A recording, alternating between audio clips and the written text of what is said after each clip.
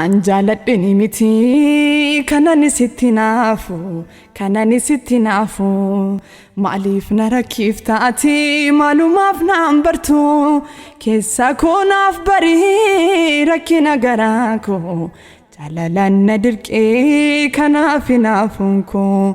keessa koonaaf barii rakkina garaa koo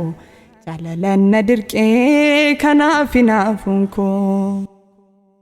An dhoksuudhaaf yaadu maluu narratti beeka namni an of jibbee narra kadhee maalan godhaa malli maali otoo jettu naan kan keeti waan naaf taatu otoo laalu inaafumatu na rakkisee han keessa koo hin amanu maali amala kana maal na dhaamtanii ajarana Narrakadhee nan dadhabee dhiisu yaaduuf yaada kana amma baatee isheen galtuu nan jeeqamaa natti hin tolu of bukkeedha ishee dhabnaan ayyaanni koo naan qajeelu.